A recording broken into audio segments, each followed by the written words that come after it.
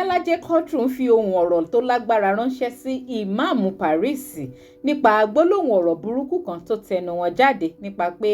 àáfàá Al-Fulani ń bá àwọn ìyàwó ọba aládé nílẹ̀ Yorùbá lájọṣepọ̀.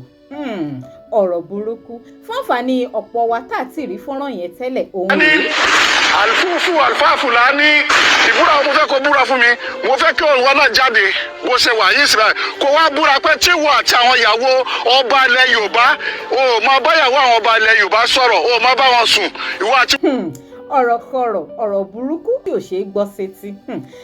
Ó ṣẹlẹ̀ pé ọ̀rọ̀ Muyideen versus Àgbàlá Gabriel tó di fàǹfà láàrin àwọn àáfàá lórí social media ló di ohun tí ìmáàmù Paris àti àáfàá Al-Fulani ń ta àwọn ọ̀rọ̀ burúkú síra wọn sí lórí ayélujára. Ṣùgbọ́n gbólóhùn ọ̀rọ̀ tán sọ jáde gbólóhùn ọ̀rọ̀ rírùn tán sọ jáde nípa pé àáfàá Al-Fulani ṣe kéré wà pẹ̀lú àwọn ìyàwó ọba aládé nílẹ̀ Yorùbá. Ọ̀rọ̀ yìí ni Iyalaje Quadri ní ó ju ẹnu ìmáàmù Paris lọ torí ó tàbùkù àwọn ọba aládé nílẹ̀ Yorùbá pàápàá ó dọ̀tí àwọn obìnrin bẹ́ẹ̀ ni ọ̀rọ̀ tó lè ba nǹkan jẹ́ láwùjọ ni. Ẹ̀yin èèyàn ọ̀rọ̀ pọ̀ nínú fọ́nrán Iyalaje Quadri tó wà bí tá jìjọ wò kódà àáfàá Al-Fulani wọ́n ní láti pe àáfàá Al-Fulani wọlé láìvù lórí prógráàmù náà ni káfà náà lè wá jẹ́wọ́ bóyá lóòótọ́ làwọn náà ṣe kéré wà pẹ̀lú àwọn ìyàwó ọba aládé nílẹ̀ Yorùbá. Kí wá ní àáfàá Al-Fulani fi fèsì ọ̀rọ̀ ṣé lóòótọ́ lọ̀rọ̀ tí ìmáàmù Paris sọ àbí báwo lọ̀rọ̀ ṣe jẹ́ gangan. Ẹ̀yin èèyàn kí n tó wá máa gbé fọ́nrán Iyalaje Quadri mú wọlé ẹ dákun ẹ máa bá mi follow DigiNaija Online TV lórí ayélujára Facebook link tó máa gbé yín débẹ̀ wà lábẹ́ fídíò yìí tẹ́ bá ti click lé lórí tààrà lẹ́ máa já sórí DigiNaija Online TV lórí Facebook ẹ kàn máa bá mi follow page náà from there ẹ máa gbádùn àwọn ètò wa lọ́lọ́kọ̀ òjọ̀kan bàbá ṣe ń gbé wá ní gbígbóná ní yàjóyàjó. Now ẹ̀yin èèyàn kí ni èsì tí àáfàá Al-Fulani fi sí allegation tí ìmáàmù Paris fi kàn wọ́n nípa pé wọ́n ń ṣe kéré wà pẹ̀lú àwọn ìyàwó ọba aládé nílẹ̀ Yorùbá àti pé àwọn ìyàwó ọba aládé ilẹ̀ Yorùbá wo gangan ni àáfàá Al-Fulani ń bá ṣe kéré wà papọ̀. Ọ̀rọ̀ ìgbẹ̀nu tán ó lágbára ẹ̀yin èèyàn ẹ̀yà fọ́nrán ọ̀hún rèé ẹ̀jẹ̀ àjọgbọ̀n mò ń padà. Alásọ̀bàjẹ́ ni kì í ṣe eléyìí tún ju àsọtán lọ. Ẹ̀yin náà ẹ wá wo ilẹ̀ Yorùbá tá à ń sọ ẹ wo gbogbo àwọn ọba aládé tẹ ní ṣé bẹ́ẹ̀ náà ni ẹ̀yin Al-Fulani Alhaji Al-Fulani bẹ́ẹ̀ náà ló gúdù tó ni. Bẹ́ẹ̀ náà ni ó ṣe wá ní pé gbogbo àwọn ìyàwó ọba wa ní ilẹ̀ Yorùbá wọ́n wá ya oníranù ni. Nínú ọ̀rọ̀ tá à ń fà yìí tó yẹ kó sọ ẹ kó tiẹ̀ kọ́kọ́ useless àwọn obìnrin náà. Àwọn ìyàwó ọba Yorùbá ṣé ẹ mọyì aládé tá a ní tó jẹ́ ọba ṣé ẹ mọyì àwọn olórí tá a ní nílẹ̀ Yorùbá. Báwo ni àfáà ìmáàmù àbí ìmáàmù Paris ṣe máa sọ irú statement yẹn sí àwọn olórí ilẹ̀ Yorùbá? Ẹ rọ́bìṣì wọn nìyẹn náà. Kí lẹ mean? Láti máa sọ̀rọ̀ ìdójútì sí àwọn olórí ilẹ̀ Yorùbá. So nísìnyí báyìí ṣé káwọn ọba wa máa pe àwọn olórí wọn jáde pé ń gbọ́ bọ́ọ̀ta o wá bọ́ síbi wá tọkìnní ìlà ṣé Al-Fulani ò tí ì gorí ẹ dàpọ̀ irun ṣówó náà Al-Fulani tó bá yẹn ńlẹ̀ Yorùbá ni àbí ipò náà ló ní tó bá yẹn àbí ẹwà ló ní tó bá yẹn tí ó fi wá mú gbogbo àwọn obìnrin àwọn ìyàwó ọba ládéládé àwọn ìyàwó ọba àtọba ìlú kéréje torí ṣe mọ̀ pé máa yẹn kò yànnà náà fún wa bá a ṣe láwọn ọba kéréje láwọn middle class ọba láwọn high class ọba so ọba ìsọba pẹ́yìn àtẹnìkan bá tiẹ̀ wájọ ní gbọ́mi sí omi ò tó láàrin ara yín wáyé tẹ́ fi wá máa jáde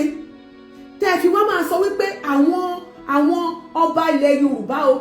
jáde síta ìwà Fúlàní tó o bá máa bá àwọn olórí ọba ilẹ̀ Yorùbá tó bá máa bá wọn sùn irú ọ̀rọ̀ kàtìkàtì wo nìyẹn ẹ máa ti ẹ̀fẹ́ gbójú àwa Yorùbá ẹsẹ̀ ẹ̀fẹ́ bá fojú wa ẹ̀fẹ́ fojú wa gbolẹ̀ kí lẹ mí. ọ̀rọ̀ kọ̀rọ̀ ọ̀rọ̀ burúkú tó ń tẹ̀rín ẹ̀yin èèyàn ìyá ẹja lọ gbọ́ ohun tí àfáà Fúlàní fi fèsì ọ̀rọ̀ nígbà tán pè wọ́n wọlé lórí live show yìí pé ṣé lóòótọ́ náà làwọn náà ń bá àwọn ìyàwó ọba ilẹ̀ Yorùbá ní àjọṣepọ̀ bóyá ẹja kọ̀ntínú láti máa gbọ́ wọn. hello sir Alhaji. Kàkà ló ti dáadáa lẹ́wà máa. àdùpẹ́ ìjọba wa dárúkọ yín fáwọn èèyàn wa ní kọ́lẹ́mẹ̀ tó ń sọ̀rọ̀. Orúkọ mi ni Alhaji Sheikh Ọlárẹ̀wájú Al-Fulani. tó ẹ káàbọ̀ sórí ètò sá ẹ jọ sá mo rí arí fídíò kan tí wọ́n kọ̀ sí káàkiri láti bí ọjọ́ méjì ló yẹ kí n ti ṣètò lé lórí wọ́n wá fi ẹ̀sùn kàn yín bẹ̀ wọ́n sọ wípé ẹ̀kẹ́ ẹ jáde kẹ́ ẹ búra tẹ́ ẹ bá tí ì bá gbogbo àwọn olórí ọba ilẹ̀ Yorùbá sùn ẹgbọ́n báwo lẹ ṣe ṣe pé gbogbo àwọn olórí ilẹ̀ Yorùbá wọ́n ní gbogbo wọn lẹ ti bá sùn báwo lẹ ṣe ṣe pé ẹ máa bá wọn lájọṣepọ̀ pé kẹ́ ẹ wá jáde kẹ́ ẹ búra gbogbo. Òye mi náà o ọba ta nílẹ̀ Yorùbá máa pọ̀ gan. ó pọ̀ gan mo ṣe fẹ́ wò pé irú nǹkan tẹ́ bá ń lò kẹ́ sọ. wọ́n á tó 10,000 ọba èyí tó sì kéré jù nínú àwọn ọba wa ẹ̀ tó níyàwó 3 4 ayè nínú àwọn ọba wa tí wọ́n yìí ní jù bẹ́ẹ̀ lọ. bẹ́ẹ̀ni. ṣé ẹ rí ẹni tó ń sọ̀rọ̀ yẹn. àkọ́kọ́ ẹjẹ́ kọ́kọ́ kí gbogbo ẹ tó wà lórí ètò kí Ọlọ́run kó gbàdúrà gbogbo wa o kọ́lọ́run kó yọ́nú sí wa àti mùsùlùmí àti kírísítẹ́nì tó wà lórí ètò yìí kọ́lọ́run kó gbàdúrà wa. àmín. ṣé ẹ rí gbogbo ẹ̀dá tó bá ní kí wọ́n má sọ̀rọ̀ òun láyé bẹ́ẹ̀ ni pọ́ńtọ̀ òun yẹn kò tọrọ kó tún ga ni. níjọ́ tí mo ti sọ òdodo ọ̀rọ̀ lórí ọ̀rọ̀ pásítọ̀ Àgbàlá Gabriel ni wọ́n ti ń wá gbogbo ọ̀nà láti máa sọ ìsọkúsọ. ṣé ọ̀rọ̀ Àgbàlá Gabriel ló bí gbogbo ọ̀rọ̀ yìí ní báyìí. ẹni tó bí nìyẹn ọmọ tó bí nìyẹn. ṣé ẹ rí ẹni tó ń sọ̀rọ̀ yìí nínú Islam ti wá gangan dáhùn kẹ́ tó lè dájọ́ pé èèyàn ṣe ṣìnà kẹ́ tó lè dájọ́ pé ẹni yóò máa ṣe ṣìnà bóyá obìnrin lẹ́fẹ́ sọ pé ó ṣe ṣìnà o àbọ́kùnrin lẹ́fẹ́ sọ pé ó ṣe ṣìnà o ẹ rí èèyàn 4 ètò ìṣẹ̀rẹ́ Islam gbé kalẹ̀ yẹn o ẹ máa rí èèyàn 4 ká sọ pé mo rí wọn báyìí pẹ̀lú ojúgbù mi tí mo rá wọn méjèèjì tó ń bára wọn lájọṣe papọ̀ ẹni àkọ́kọ́ á rí ẹni àkọ́kọ́ á lọ pe ẹni ẹlẹ́ẹ̀kejì wá á lọ pe ẹni ẹlẹ́ẹ̀kẹta wá á lọ pe ẹni ẹlẹ́ẹ̀kẹrin wá táwọn 4 á fojú ara wọn rí báyìí pé yes mo rí lágbájá àti lágbájá tó ń bára wọn lájọṣe papọ̀ tí nǹkan ọmọkùnrin rẹ̀ wà ní abẹ́ obìnrin ní tí sẹ́rí àsọ nìyẹn o. ẹni tó wá ṣe fídíò yìí nísìnyí ó ní gbogbo àwọn ọba ilẹ̀ Yorùbá wáyé tí ò lè dákọ wọn ìbá dákọ wọn ni ṣe understand. kìí ṣe pélé tí wọ́n kàn máa lọ mú fọ́tò ní fọ́tò tí wọ́n photoshop ẹ o ṣe ti understand. ká dákọ wọn pé olórí ọba báyìí ó dẹ̀ rí èmi tí mò ń bá alájọṣe papọ̀ ó wá gbé Kùránì ó ní ẹ gbé Kùránì ẹ máa fi Kùránì búra islamically number 1 islamically wọ́n fi Kùránì búra. tó náà wà á fi Bíbélì búra. ẹ lọ bí gbogbo àfáà yìí òun tó gbé Kùránì dání ẹ̀sìn òye. ìmáàmù mà ni wọ́n máa ń pè wọ́n ìmáàmù mà ní odidi ìmáàmù rẹ̀ sí òye. ìmáàmù kọ́ kò kí ń ṣe ìmáàmù tó bá jẹ́ ìmáàmù ni ìmáàmù ó mọ tó ń ṣe kò sí ìmáàmù olóríire kan tí ó gbé Quran dání torí pé number 1 Quran tẹ́rì yẹn wọn kì í fi ń búra. Islam ò fọwọ́ sí kan fi Quran búra nkẹ́yọ̀ kan tí Islam fẹ́ kéèyàn fi búra láyé òun náà ni Ọlọ́run. ó dà wọ́n fi sàárè búra mo fi sàárè ànábì búra mo fa ànábì búra sítórì kò sí tó jọ yẹn ní Islam. Ọlọ́run lèèyàn máa fi ń búra òun tó gbé Quran dání tó gbọ́dọ̀ máa fi búra ìkún tó wà ní Quran aléyìn ò mọ tí ń ṣe ẹ tó bá mọ tí ń ṣe ṣé tó ń sọ yẹn tó ń wí yìí ṣe ṣó lè dìfẹ́ǹdì níwájú Ọlọ́run tó dáa lórí pé a sọ fún ọ wípé báyìí ní nǹkan tó tọ́ báyìí ní nǹkan tí ò tọ́ you understand gbọ́dọ̀ mi kàn lè sọ lórí ẹnìyẹn mà kó dáko àwọn ọba yẹn kí gbogbo ayé kí wọ́n rí kó dẹ̀ mú evidence ẹ̀ tó bá ní kó mu wá or else gbogbo ìgún tó ṣẹ̀yìn àti èpè tó ṣẹ̀yìn orí ara ẹ̀ náà ló máa padà sí. ṣé ẹ rí àkọ́kọ́ àwọn ò fọwọ́ sí i torí bíbélì tèmi kò sọ fẹ́mi pé kémi fi bíbélì búra ó mo ti sọ kẹ́ tó bẹ̀rẹ̀ ètò mi ní kò yé wa pé ṣé wọ́n á ní kúrán pé kán máa búra. ẹ má bínú mà kùránì náà ìsìláàmù náà faramọ́ kí kùrán kan fi kùrán búra wọ́n yẹ fi kùránì búra alẹ́ sí òye ẹni tó ń sọ̀rọ̀ ẹbí gbogbo àfa ayé láfa gidi ni o tí ìsìláàmù yìí o á sọ fún yín pé wọn kì í fi kùrán búra ẹni tó bá ní mo fi kùrán búra ẹ̀sìn òye ni wọ́n yẹ fi kùrán búra kódà lómi àni mo fi ìyá mi àti bàbá mi búra ìsìláàmù tiwọn ò faramọ́ kéèyàn fi owó rò kaba yẹn búra ọlọ́run nìkan lèèyàn fi ń búra ọlọ́run nìkan. bẹ́ẹ̀ ṣe nígbàgbọ́ pé wọ́n yẹ fi bíbélì búra yìí sí bẹ́ẹ̀ náà ní ìsìláàmù gbàgbọ́ pé wọ́n fi kùrán búra.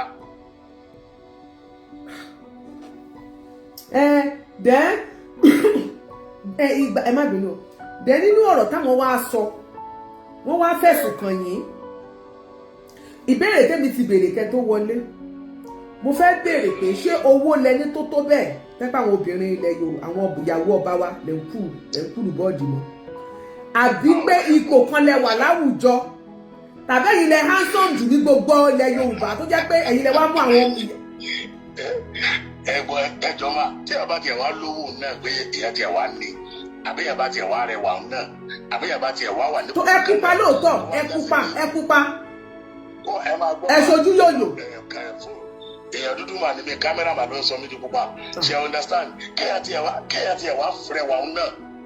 kó wá rẹwà náà kó wá lókè ẹwà tó rẹwà yẹn náà ìyàwó kó má jẹ́ ìyàwó ọba ẹ tẹ̀ kọ́kọ́ fi àwọn ìyàwó ọba kalẹ̀ kó wá já sí pé àwọn obìnrin lèyìn máa fi ẹwà yẹn sọ pé ọyọ àpòjá adéke nbélé lájọsọ papọ̀ jẹ nbélé lájọsọ papọ̀ ẹwà yẹn máa padà fẹ́ẹ̀lì bẹ́ẹ̀ bá dẹ̀ lówó náà tó ní owó yìí náà ó dáa ó fẹ́ máa fowó yìí báwọn obìnrin sọ papọ̀ ṣe understand tí ó invest owó ẹ̀ lórí nǹkan tí ó máa jẹ́ income fún nígbà ṣé obìnrin lẹ́yìn bá lájọsọ papọ̀ yóò lọ lọ́fẹ̀ẹ́ ni aláwẹ̀ alẹ́ yìí ò mọ ti ń sọ ṣẹ́ mọ́. ọ̀rọ̀ kọ̀rọ̀ ọ̀rọ̀ burúkú ọ̀rọ̀ tó ń rùn sétí bí sincerely mo ní ìbéèrè kan ẹ̀yin èèyàn kí ló dé tó ṣe pé àwọn àáfàá most of àwọn àáfàá lórí social media wọn kì í lè kóra wọn níjànú ọ̀rọ̀ sísọ wọ́n ti ṣe pé most of them ò kì í lè kóra wọn níjànú ọ̀rọ̀ sísọ ṣé ring light tán máa ń tàn yẹn tán máa ti tàn ó máa ń kó gbogbo làákàyè mi lọ ni àbí báwo torí kò yé mi ṣé torí owó monetization yìí náà ṣé torí pé kan lè pawó lórí social media yìí náà because mo máa ń wọ́n dàgbà mi pé ṣé òdi Quran làwọn àfáà yìí kà ní ṣó di Quran náà kà ní and at this point àwọn tó jó lórí ẹ̀sìn ní Nàìjíríà especially nílẹ̀ Yorùbá wọ́n ní láti dìde láti wá máa caution àwọn àfáà social media yìí àwọn àfáà tí wọn kì í ṣàfà tó yẹ pé òdi Quran náà kà tí wọ́n wà bọ́ sórí social media tán máa claim pàfà ni wọ́n tí wọ́n máa fẹnu jamọ́lá mouth tán máa fẹnu ba ìsìn jẹ́ fáwọn tó ń ṣẹ̀sìn yẹn dọ́kàndọ́kàn ó bẹ́tà kan ètè wá kó wọn níjànú bóyá kan wá bọ́ ṣe máa ban gbogbo wọn kan má máa ṣe program mọ́ lórí Facebook tó bá dẹ̀ fẹ́ máa ṣe kán máa sọ pé àwọn ò kì í ṣàfà kan ju àfà kúrò lẹ́yìn orúkọ wọn because kò yé mi ẹ̀yin èèyàn ọ̀rọ̀ burúkú lọ̀rọ̀ yìí o ọ̀rọ̀ burúkú pátápátá gbáà ni ká tó wá máa lọ gẹ́gẹ́ bí ìṣe wa ẹ jẹ́ ká lọ ka kọ́mẹ̀ntì kan sí méjì káwọn nǹkan táwọn èèyàn sọ lábẹ́ fídíò yìí Fúnkẹ́ Àlàbí ní bàbá yẹn ti máa ń sọ̀rọ̀ àsọtán alásọ̀rọ̀ sọ́bótò ni bàbá yẹn bẹ́ẹ̀ ni àwọn ilé wọn tiẹ̀ kọjá àsọ̀rọ̀ sọ́bótò àsọ̀rọ̀ jáàmù òní wọn ti ọ̀rọ̀ tó sọ yẹn ọ̀rọ̀ tó pé tí tírélà bá jáàmù wọn tírélà ó jáàmù ẹnìyẹn á fọ́ gbogbo ẹnu yẹn dànù ni sincerely. Another commenter TJ only they are Muslim but never understand Islam exactly odi Quran náà kà mo ti sọ àwọn àfáà tó wà lórí ọ̀pọ̀lọpọ̀ náà àwọn àfáà orí social media ẹwọn kàn já àfáà lórí social media ni wọ́n ń ṣàfáà odi Kùránì náà kà Ọlọ́run odi Kùránì òní wọ́n kà àwọn àfáà tó lọ́gbọ́n tó lóye nílẹ̀ Yorùbá wọ́n ní láti jáde láti wá máa caution àwọn àfáà orí social media because the way tó ṣe ń portray ẹ̀sìn Islam lórí social media kò ń ṣe nǹkan tó dáa rárá and before you know it wọ́n máa bẹ̀sìn yẹn jẹ́ fáwọn tó ń ṣe dọ́kàndọ́kàn fáwọn tó ń ṣe with sincere heart wọ́n máa bàjẹ́ fún wọn. ẹ̀yin èèyàn kí ló opinion ti yín ẹ máa bá mi jù sí comment ẹ má wàá gbàgbé láti máa bá mi follow DigiNaija online TV lórí ayélujára Facebook link tó máa gbé yín débẹ̀ wà lábẹ́ fídíò yìí tẹ́ bá ti click ẹ̀ tààrà ní máa já sórí DigiNaija online TV lórí Facebook. nígbà míì tá a ti jọ máa pàdé ire lójú owó ń rí ire lójú èmi àti yín àmàrí ó dàbọ̀.